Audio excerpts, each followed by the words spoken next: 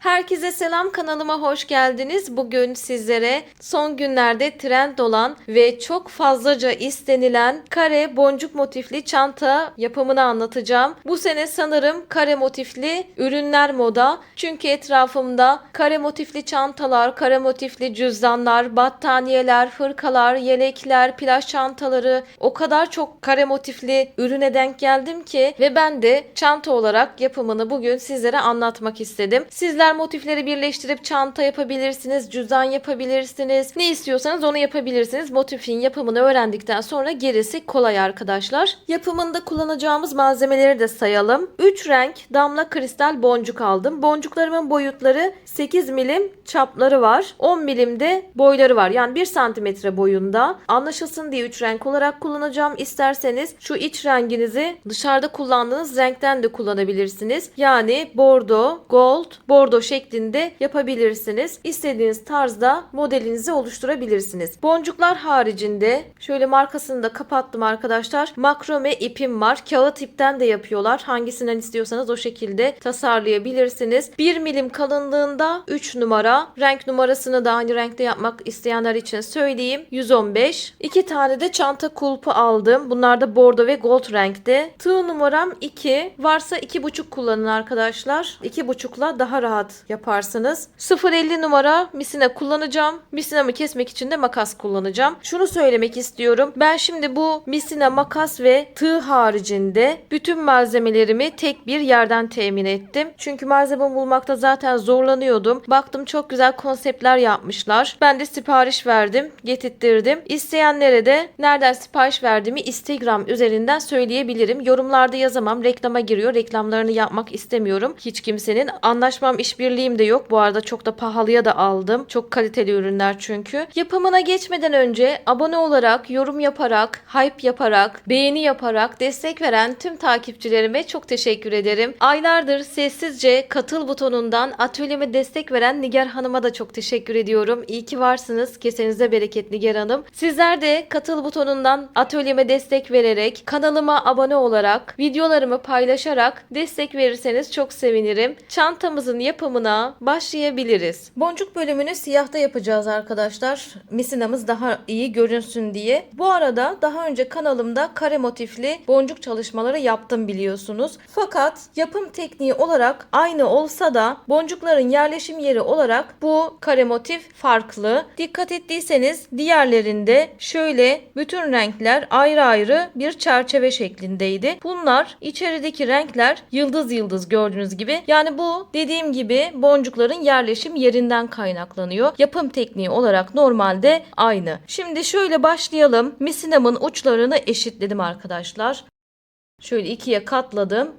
Uçlarını eşitledim. Misinamın bir tanesine şöyle öncelikle dış renk boncuğumdan takıyorum. Şişman olan yerinden takacağım. Bakın bunlar damla boncuk ya arkadaşlar. Şöyle şişman olan yerini, tombul olan kısmından takıyorum. 2 tane dış renkten taktım. 2 tane de gold yani iç rengimden takıyorum. Yine aynı misinaya.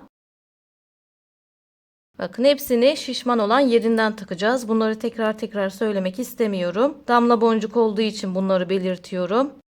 Bir tane misinama 4 tane boncuk taktım. İkisi dış rengimden, ikisi iç rengimden. Şimdi burada arkadaşlar normalde videolarımda çok daha düzgün durduğu için düğümleme yöntemini kullanıyorum biliyorsunuz. İzleyenler bilir mutlaka. Ama burada boncuklarım müsaade etmediği için, delikleri dar olduğu için çaprazlama yöntemi kullanacağım. Çaprazlama yöntem de zaten çok kolay. Diğer misinayı en son taktığım boncuktan geçiriyorum.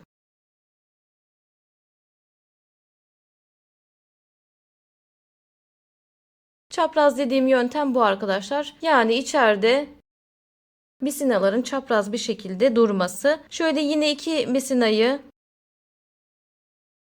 misinayı birleştirdim. Bakın şu şekilde. Buradan ortaya doğru çekiyorum. Boncuklarımı getirdim. İlk sıramı yaptım.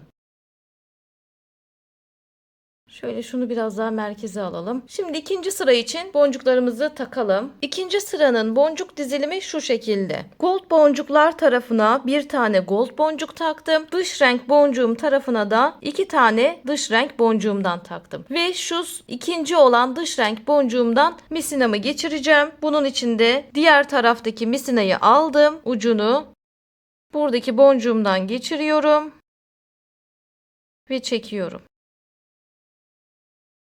İkinci sıramı da yapmış oldum. Üçüncü sıra için tekrardan boncuk takalım. Üçüncü sıranın boncuk dizilimi şu şekilde. Dış renk boncuğum tarafına bir tane dış renk boncuğumdan takıyorum. İç renk boncuğumun tarafına da 2 adet iç renk boncuğumdan takıyorum ve ikinci iç renk boncuğumdan misinamı bağlıyorum. Şimdi diğer taraftaki misinanın ucunu aldım.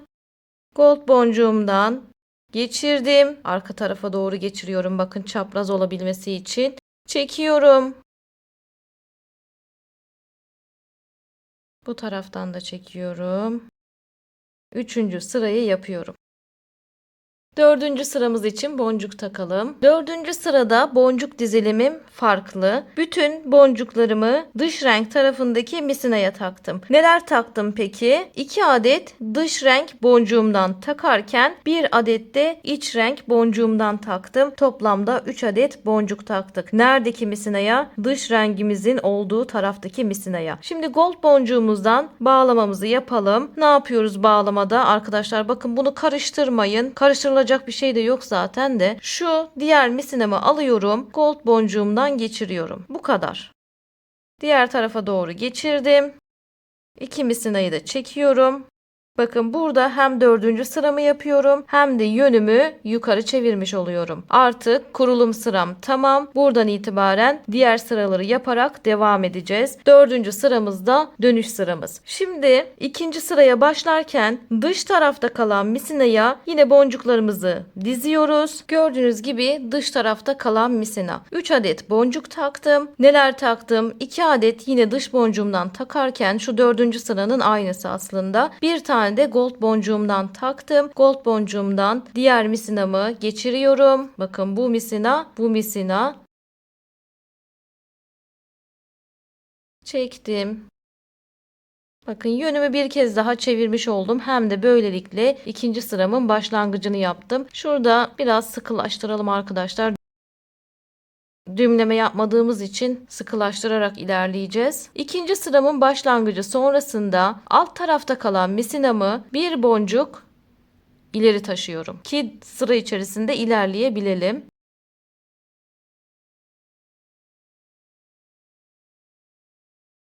Bakın artık 2 boncuktayız. Yürütmediğim yukarıdaki misinama 2 adet artık en içteki rengimden takma zamanı. Bakın burada en içteki boncuğumuza başlamış olduk.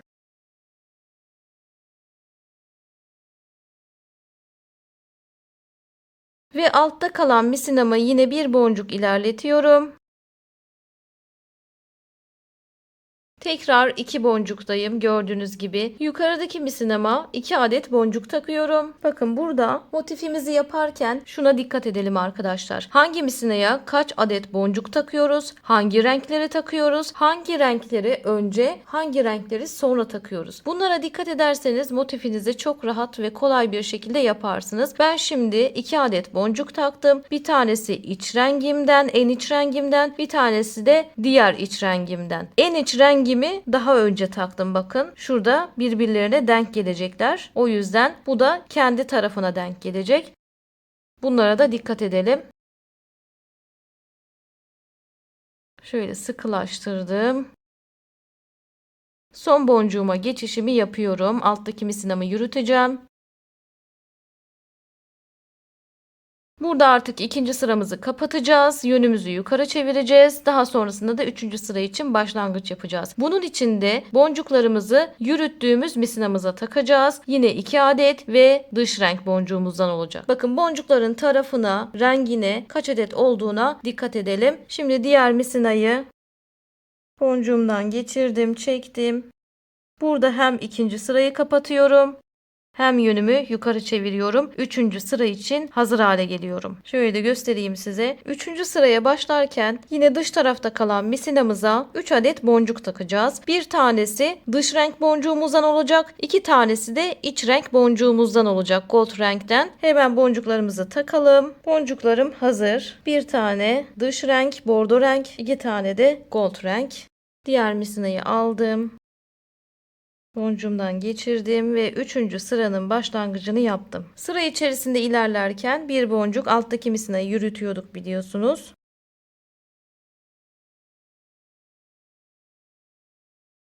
Tekrar 2 boncuktayım. Şimdi yürütmediğim yukarıda kalan misinama bir adet gold boncuk takacağım. Önce gold boncuğumu takacağım. Daha sonrasında bir adet de iç renk boncuğumdan takıp bu en içerideki rengi artık bitiriyorum. Onunla işim bitecek. Hemen takalım ve herkesi kendi tarafına denk gelecek şekilde takıyorum. Dikkat ederseniz gold'un üstüne gold. Şöyle çevirdiğimde beyazın üzerine de beyaz denk gelecek.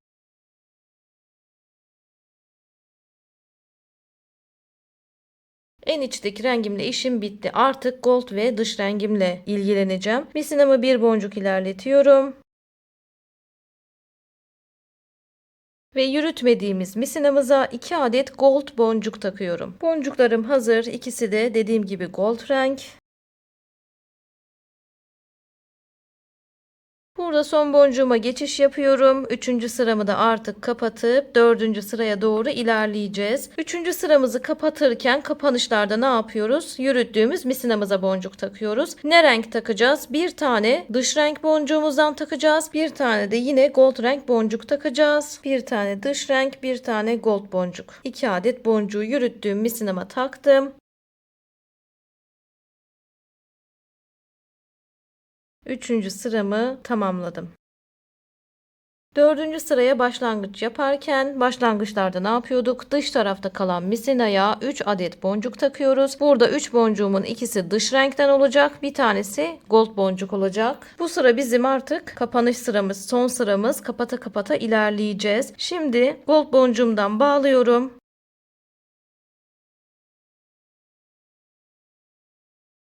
Buradaki gold'umu kapattım. Diğer gold'a doğru ilerleyeceğim. Bir boncuk misinamı ilerletiyorum.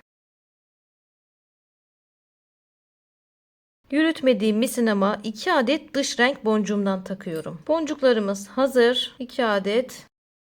Dediğim gibi kapatarak ilerliyoruz. Bir boncuk ilerliyorum. Yürütmediğim misinama bir adet dış renk boncuğumdan takacağım. Bir adet de gold boncuk takıp buradaki gold'u da bitireceğim. Gördüğünüz gibi burada tek fark boncukların yerleşim yerleri.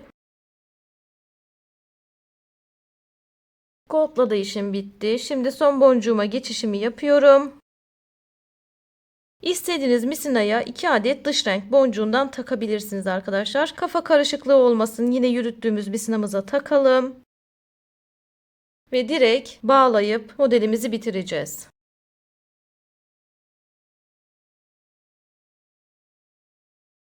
Burada misinalarımızı diğer boncuklardan geçirmeden asla kesmeyelim. Düğümümü de şöyle saklayabildiğim kadar saklayacağım. Saklayamadığımda zaten arkadaşlar kenarlarına örgü yapacağımız için sorun olmayacaktır. Kapanacaktır her türlü. Şöyle istediğiniz tarafa ilerleyebilirsiniz. Hiç fark etmez. Ama birkaç boncuk mutlaka geçirin. Şu birincisiyle işimiz bitti. Keselim. İkincisini de aynı şekilde.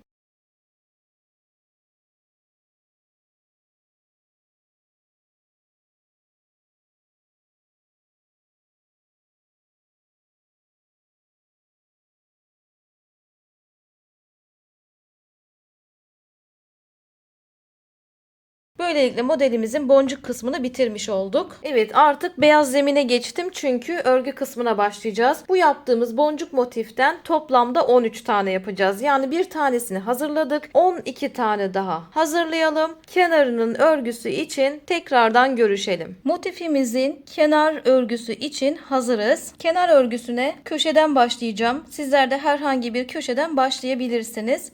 Şöyle tığımı kenardan geçiriyorum. İpimi de arka taraftan şu şekilde alıyorum. Bu tarafa geçirdim. İpimin kısa olan bölümünü şöyle üzerinden bir tur attırdım. İpimi ancak o zaman alıyorum.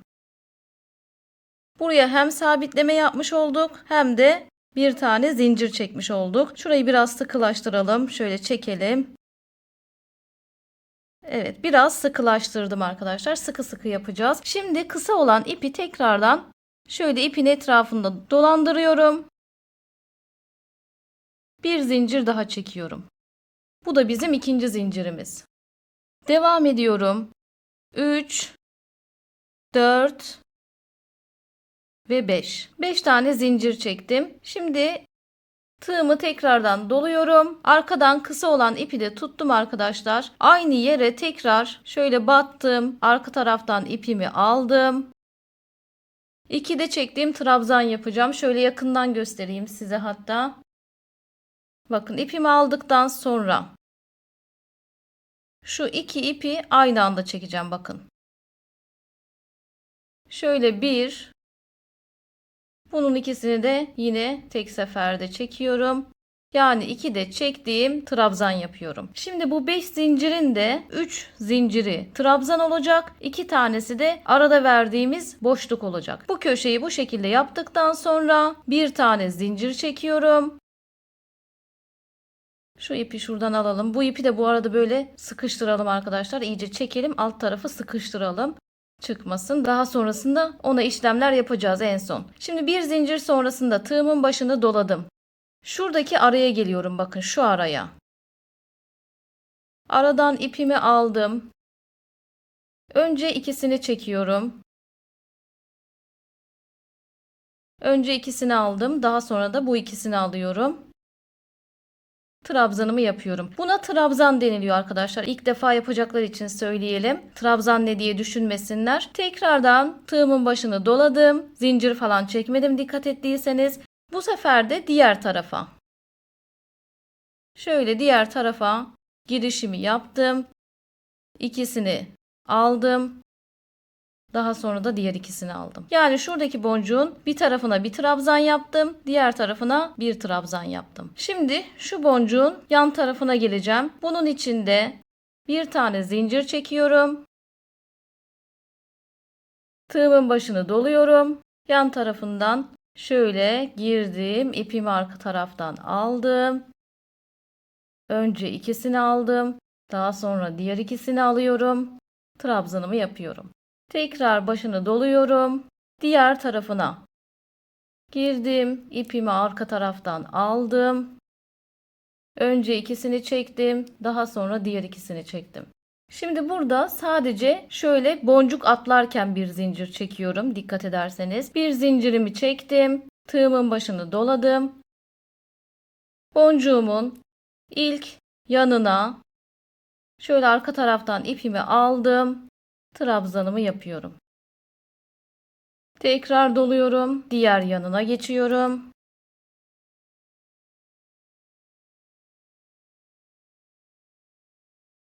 Trabzanımı yaptım. Yine köşeye geldim. Köşeye geldiğimde yine boncuk atlayacağım için bir zincirimi çekiyorum arkadaşlar. Bakın bir zincirimizi çektikten sonra tığımızı doladık. Köşeye batıyorum. Yine trabzanımı yaptım. Daha sonrasında 2 adet zincir çekiyorum. Bakın 1, 2. 2 adet zincir çektikten sonra tığımın başını doladım. Aynı yere tekrar batıyorum. 1, 2 de çektiğim trabzan yapıyorum. Aynı yere yaptım. Gördüğünüz gibi artık kenara geçebilirim diğer kenara. Bir zincirimi çekiyorum. Arada boncuk var çünkü. Tığımın başını doladım. İlk yan tarafa geldim. Trabzanımı yaptım. Tekrar doladım. Diğer yan tarafa geçiyorum.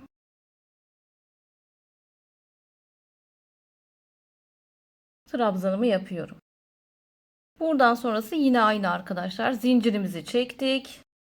Yan tarafa geldik. Trabzanımızı yaptık. Zincir çekmeden doladım. Diğer yan tarafa da yapacağım çünkü. Diğer yana girdim. Trabzanımı yaptım. Tekrar bir zincirimi çekiyorum.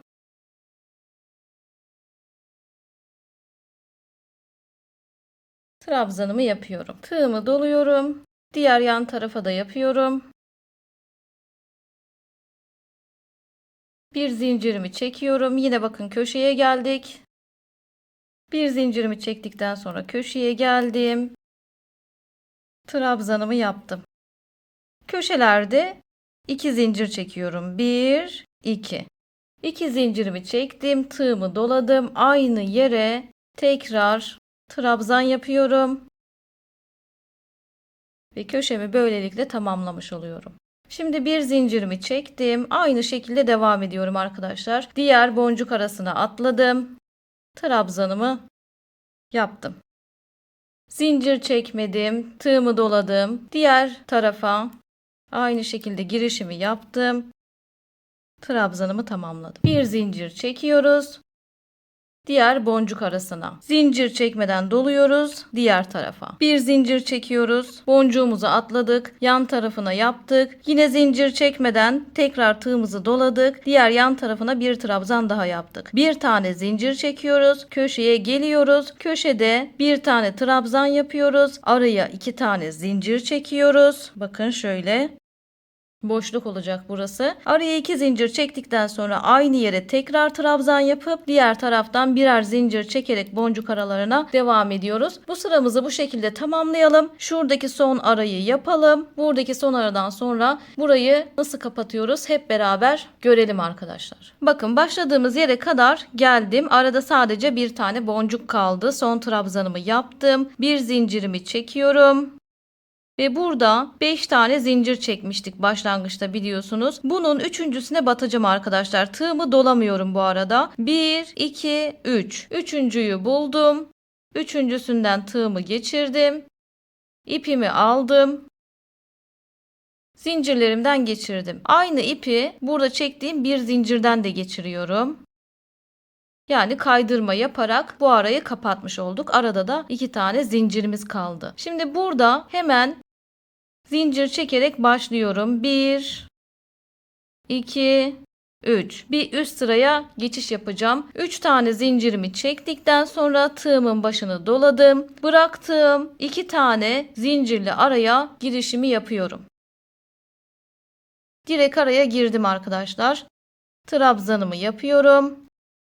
Burada çektiğim 3 zincir bir tane trabzan yerine geçecek. 1, 2 şeklinde sayacağız. İkinciyi yaptık. Bir tane daha yapıyorum.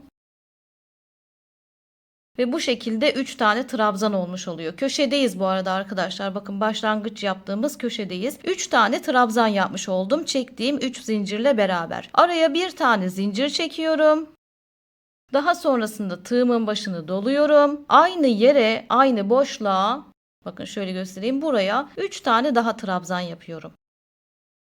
1, tığımın başını doladım. 2, tığımın başını doladım. 3. Yani bu köşeyi arkadaşlar 1, 2, 3 trabzan yaptık. Bir tane araya zincir çektim. Zincir sonrasında 1, 2, 3 tane daha trabzan yaptım. Tekrar tığımın başını doladım. Zincir falan çekmeden şuradaki araya giriyorum bakın. Bu boncuğumun arasına giriyorum. 1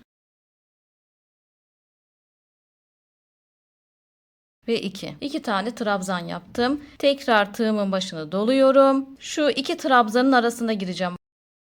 Şu araya giriyorum arkadaşlar. Bu araya bir tane trabzan yapıyorum. Tekrar doluyorum.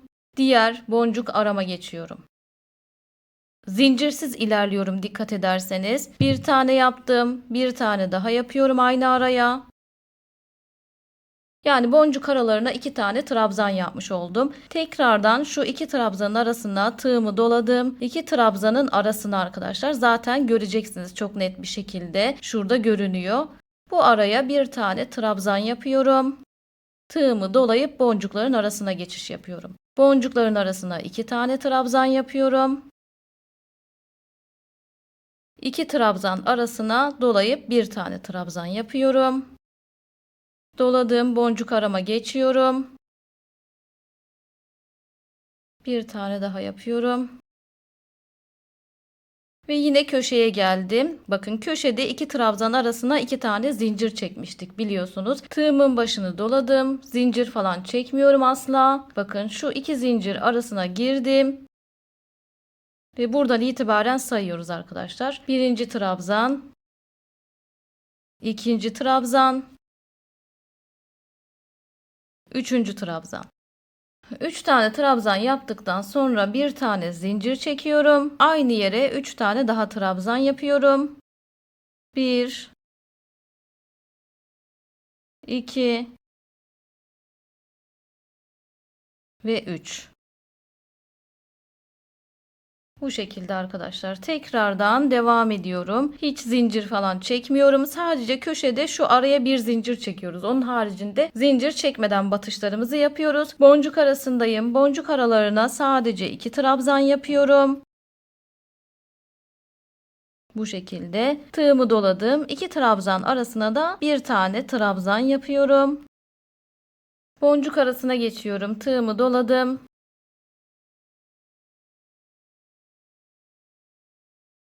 Boncuk arasında 2 tane trabzanımı yaptım. Tığımı doladım. Tekrar trabzanların arasına bir tane trabzan yaptım.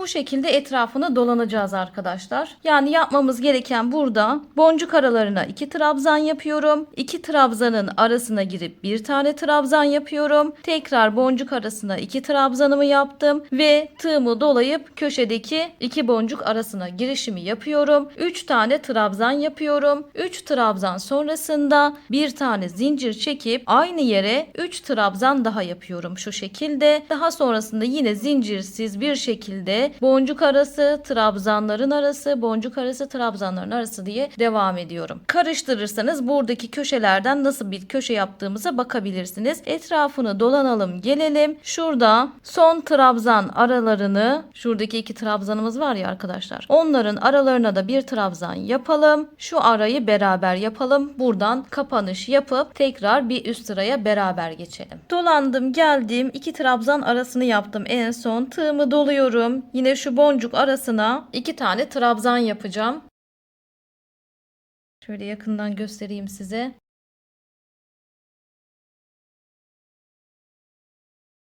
Bir tane daha yapıyorum hemen. Son 2 trabzanımı yaptım. Şimdi burada diğer tarafla birleştirirken şöyle yapacağım. Hem bu trabzanımın tepesinden bir tane alacağım. Hem de şu en son çektiğim 3 boncuğun tepesinden alacağım arkadaşlar. Bu arada burayı sadece bu şekliyle kullanmak isteyenler için buradan 3. zincirin tepesinden birleştirip geçebilirler. Motiflerini bitirebilirler. Bu haliyle de kullananlar var. Ama ben bir tık daha büyük bir motif elde etmek istiyorum. O yüzden de hiç zincir çekmiyorum yine. Dediğim gibi şuradan biraz yakından göstereceğim.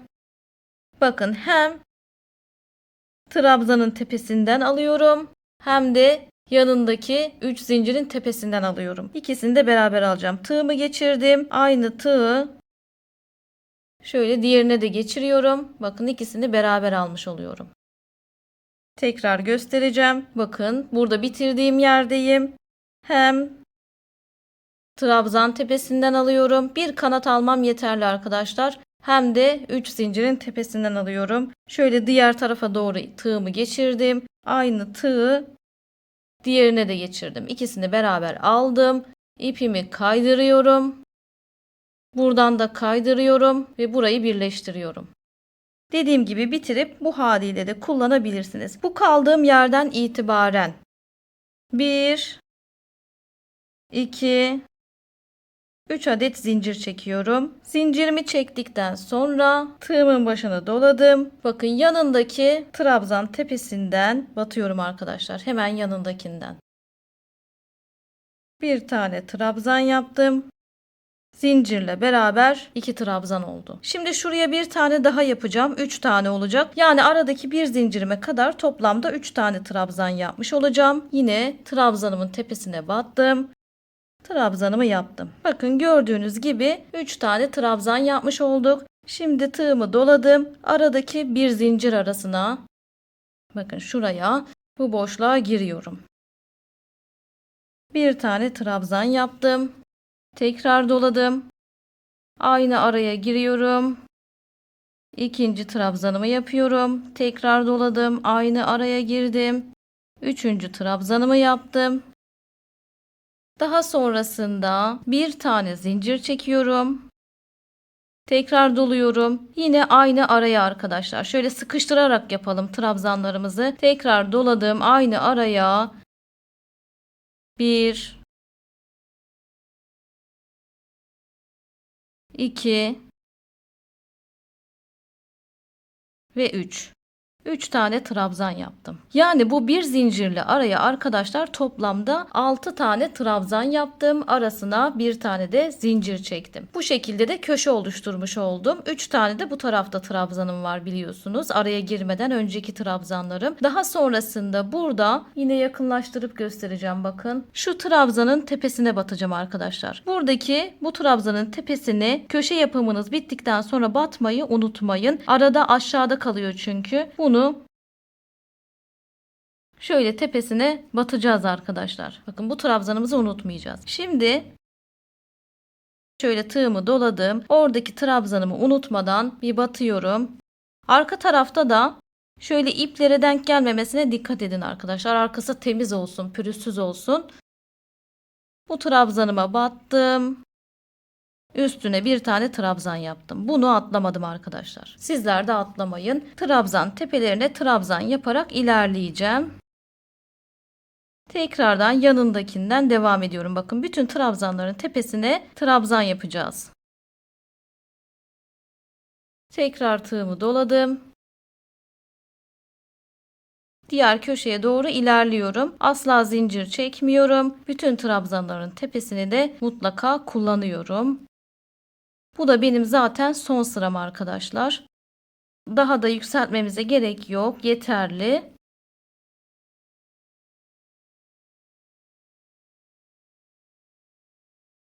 Şuraya kadar gelelim arkadaşlar. Bakın şurada bir zincir var ya arada. Arada bir zincire kadar gelelim. Şu son trabzanı yapalım. Şuradaki son trabzanı yapalım. Bu köşeyi yine arayı beraber yapalım. Bir zincirli araya kadar geldim. Tığımı doluyorum. Bir zincirli araya girişimi yapıyorum. Ve sayıyorum arkadaşlar. 1, 2, 3. 3 tane trabzan yaptıktan sonra bir tane zincir çekiyorum. Sadece bu bir zinciri köşede çekiyorum. Başka herhangi bir yerde şu an için zincir çekmiyorum. Tekrar tığımı doladım. Aynı yere tekrar trabzan yapıyorum. 1, 2 ve 3. Köşelerimizi bu şekilde yapacağız ve şuradaki trabzanı da atlamayacağız. Onun tepesine mutlaka batacağız arkadaşlar. Şöyle tespit edebilirsiniz bakın. Ve arkasında da bakın bazen şöyle iplerin arasına giriyor. Bu iplerin arasına girmemesine de dikkat edin. Bu ipleri şu şekilde gerekirse elinizle çekin arkadaşlar. Bakın şöyle temiz olsun. Buna da dikkat edelim. Şimdi tığımın başını doluyorum. Köşemi yaptıktan sonra ilk trabzan tepesinden tekrardan devam ediyorum. Bakalım iplere denk gelmiş mi? Gelmemiş. Güzel. Şöyle ilk trabzan tepesine, buradan zaten trabzanı rahat bir şekilde görüyorsunuz. Tespit edebilirsiniz. Şuradaki trabzan arkadaşlar. Burada kaybolma imkanı yok. İplerin altında kalıyor ama yani kendi gövdesini zaten görüyorsunuz. Tepesini çok rahat tespit edersiniz. Tekrar doladım. Devam ediyorum. Köşemi yaptıktan sonra kenarda bütün trabzan tepelerine batarak devam edeceğim. Yine bu köşeye de geldiğinizde aradaki bir zincirin olduğu yere başta 3 tane trabzan yapıyorsunuz. Araya bir tane zincir çekiyorsunuz. Daha sonrasında tekrardan 3 tane trabzan yapıp yandaki de trabzanı unutmadan ilk trabzanı kenar yapımına devam ediyorsunuz. Karıştırırsanız bu köşelerin yapımına bakabilirsiniz. Bunu da dolanalım, gelelim buraya kadar. Şurada son trabzan tepesine kadar yapalım arkadaşlar. Bakın. Bunun tepesine kadar yapalım. Kapanışı beraber yapalım. Dolandım, geldim. Son trabzanımın tepesine de trabzan yaptıktan sonra bir önceki sırada yaptığımız gibi arkadaşlar hem 3 zincirimizin hem de yanında bulunan trabzanımızın arka kanatlarından alarak birleştirme yapacağız. Şöyle yakından göstereyim arkadaşlar size. Bakın bu ikisinin tepesindeki arka kanatları kullanıyorum. Önce köşeye yakın olan trabzanımın tepesinden bir kanattan aldım. Diğer 3 zincirimin kanadını da aldım. İpimi geçirdim. İpimi trabzanımın tepesindeki ipten de geçirip burayı kaydırmayla birleştiriyorum arkadaşlar. Daha sonrasında uzattım. İpimi kesiyorum. Diğerini çektim. Buradaki ipim kaldı. Yine şöyle yakına alalım. Bu ipimi köşeye doğru çevirdim. Burada köşeye doğru şöyle aldıktan sonra şu kanatlardan bu ilk giriş yaptığım trabzanımın tepesi arkadaşlar. İki kanadını da aldım. Buradan arkaya doğru ipimi çekiyorum. Bakın burayı düzgün bir şekilde birleştirmiş oluyoruz. Yükselti de yapmamış oluyoruz. Bir tane zincir çekip kapatabilirdik ama yükselti olmasın istedik. Trabzanlarımızın tepesi de bozulmasın istedik. İpimi arka tarafa aldım. Sizler de hemen yanındaki trabzan tepesinden şöyle göstereyim size. Bakın ipim buradaydı. Hemen yakınındaki trabzan tepesinden arkaya doğru alıp kapatma işleminizi yapabilirsiniz. Şimdi birkaç tane trabzan tepesi gezdirelim. Şöyle ikili alıyorum trabzan tepelerimi gördüğünüz gibi. Tekrar bir tane daha arka tarafa alalım. Aralardan birkaç tane gezdirdim. Arka tarafını çevirdim. Bakın hem bunu hem de diğerini nasıl yedirebiliriz ona bakalım şimdi. Şimdi şuradaki aralardan giriyorum arkadaşlar. Diğer tarafa gelmeyecek şekilde. Sadece bu taraftaki kanatlardan alacağım. İpimi burada birazını geçirdim. Diğer ucunu da alıp burada bir düğüm atıyorum arka tarafta. Çektim, sıkılaştırdım. Bu düğümü atmaya da bilirsiniz. Fark etmez. Ben biraz garanticiyim. O yüzden atıyorum. Burada yine şöyle bir tek kanat bulalım arkadaşlar. İpimi bir kez daha geçirdim. Şimdi aşağıdaki ipte sıra. Onu da şöyle yine köşedeki iplerin kanatları var bakın. Bunlardan şöyle geçiriyorum. Buna zaten düğüm atmıştık. Gezdirmiştik arada biliyorsunuz başlangıçta. Şöyle birkaç aradan geçirmem yeterli. Burada fazlalıklarını kesiyorum. Şöyle biraz uçlardan da bıraktım ama arkadaşlar. Bunları şöyle yakacağım. Çok az yakıp yapıştırıyorum. Siyahlık bırakmamaya çalışıyorum. Siyah olmamasına dikkat edin arkadaşlar. Şöyle az yakıp hemen yapıştırdım. Çok da belli oluyorsa eğer bunu çantanın arka tarafına alabilirsiniz. Şu şekilde burayı ön tarafı kullanabilirsiniz. Motifimizin kenar örgüsünü de tamamlamış olduk. Bunun aynısından yaptığımız 13 motifin 13'üne de uygulayalım. Gelelim. Bütün motiflerimizin kenar örgüsünü yaptık. Buraya kadar bir bölüm olsun. Çantamızın geri kalan işlemlerini ikinci bölümde yapacağız. Beğenip abone olmayı lütfen unutmayın. İkinci bölümde görüşmek üzere. Hoşça kalın.